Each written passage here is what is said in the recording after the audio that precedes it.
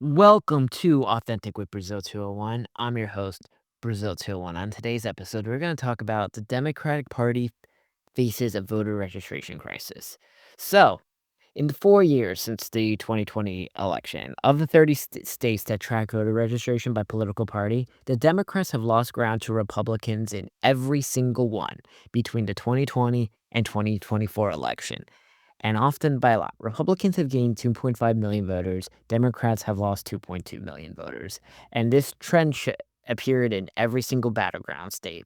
And mind you, this is before, obviously, the massive amount of illegals that were flooded to blue cities and the Democratic Party swinging heavily way into women, as we saw the massive swing of men under 35 swinging Republican, as a Democratic Party itself, even on its official platform website, mentions everybody in every fucking race but men, because as you all know, most of the Democratic communication staffers that are employed by various House members and Senate members and probably almost everyone who's going to run for president except for Gavin Newsom and myself, uh, females and people a part of, you know, other non-straight white men affiliates, okay? Because as we all saw with the Kamala HQ account, an account that even the woman who ran it says it was an account that went all in on women and the gays,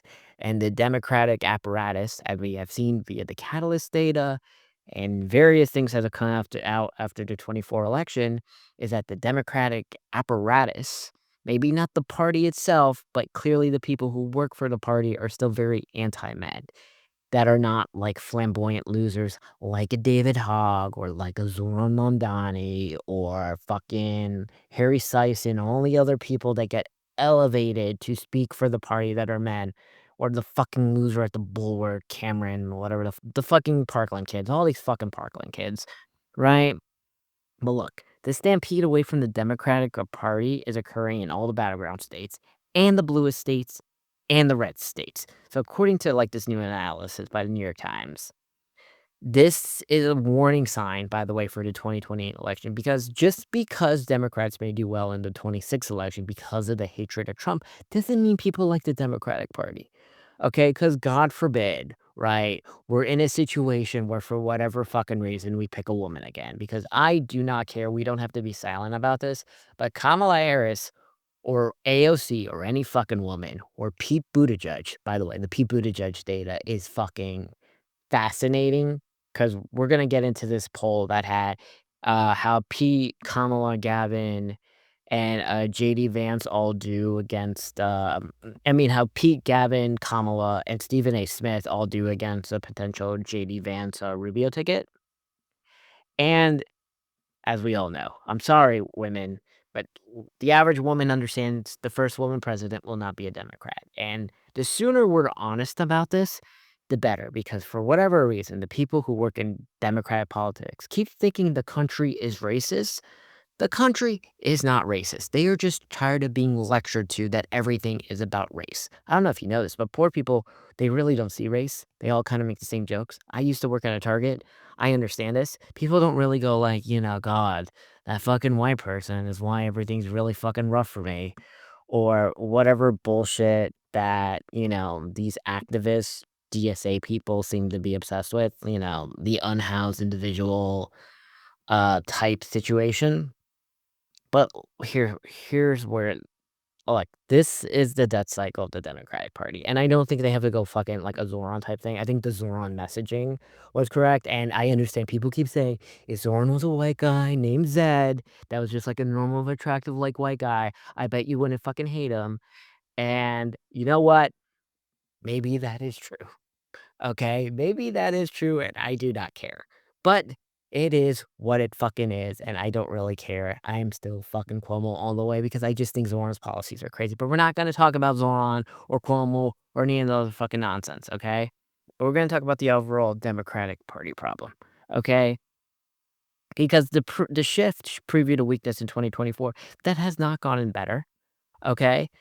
look at this. In North Carolina, Republicans erased roughly 90% of the registration advantage the Democrats held in the fall of 2020. And it's very likely, by the way, that fucking Roy Cooper is going to win in 2026. That doesn't mean people just suddenly fucking like Democrats. It just means they don't want to vote for fucking Mark Robinson as their fucking Senate person again, okay? And they like Roy Cooper. It's the individual brand who is able to run away from the Democratic Party. Because let's say you ask an average man under 35, who do you think the Democratic Party represents, right? I'd someone under there, I'd say, I guess women and the gays, right? Everyone who's not a man, pretty much. Anyone who's not a masculine man. Okay, because that's pretty much true. There's nothing they don't wanna emphasize men because everything, it's all the white man's fault that we have all these fucking problems and blah, blah, blah, blah, blah, and all this fucking nonsense, and it's just so fucking annoying because it's listen, and I see this a lot with the fucking Zoran voter situation because I don't see that critique at all with the Cuomo thing, and it's just interesting to say this because at least with Zoran winning, Cuomo has kinda had to go left on certain things, like maybe the $20 minimum wage isn't high enough. It is New York City, right? Maybe we don't need fucking government-owned grocery stores, we need more Costcos. Maybe red tape has to go away so that people can build things quicker. But also, we have to pick where we wanna build things because, like, you know what? Maybe we gotta fucking fix the shitty neighborhoods, okay? The shitty neighborhoods have buildings from the 1900s, and no one wants to live there anyway. And maybe it is time for some type of super gentrification, but also doesn't displace the poor people that live in the neighborhood. It is a whole myriad of fucking issues. But look, in 2018, right, Democrats accounted for 34% of new voters. In 2024, 50% of Republicans had overtaken new registration. In 6 years, the GOP share rose by 9 percentage points. The Democrats have dropped nearly 10 points. Democrats are divided and fucked, and this is before the whole Israel-Palestine issue, and it is interesting, by the way, because I was watching the Megyn Kelly MTG interview, and even the MAGA base is turning against Israel for a different reason, right? They're not against Israel, the country, in the way the, like, Zoran faction of the Democratic Party is. Like, at least I would say the MAGA right has a more principled position on it, is that we don't wanna fund any country. Right? Like, if Israel wants to fucking destroy Palestine, let them, but we don't have to pay them to do it. They have universal healthcare, they have universal fucking schools that are free. Why do we have to fund Israel to do that? Right? Fair, valid point. Whereas in, like, on the left, it's always like, Israel is a colonizer nation, blah, blah, blah, they're evil, like America's evil because we're built on colonization and whatever this anti-American bullshit that has, like, infested public schools and all the other bullshit. At least the whole no funding any country is a more principled stance because at least on the left side it's gonna be like, fine, no funding Israel. We have to fully fund Palestine. And you get the same fucking endless fucking circle. No, no fund any country. Okay? If the Arab world cares so much about Palestine, they can take care of Palestine. If Palestine wants to be a country or a territory or whatever the fuck, I don't care. I thought it was a country or territory. Personally, I don't give two shits what the fuck is happening in the Middle East. I also don't give a shit what is happening to my neighbors. I am a self-centered narcissist, and at least I'm honest with it. In the same way, in the summer I turned pretty, Belly should get all Belly, Conrad, and Jeremiah all need to bang new people. First of all, 22-year-olds should not be getting married. If you get married under 30, you're a fucking retard, and we all know that, and the marriage won't last. Other thing is, fucking Rachel in the Divergent show on Hulu, I refuse to believe Rachel was like, "I wanna see Michael naked." I'm sorry. I'm calling cap and bullshit.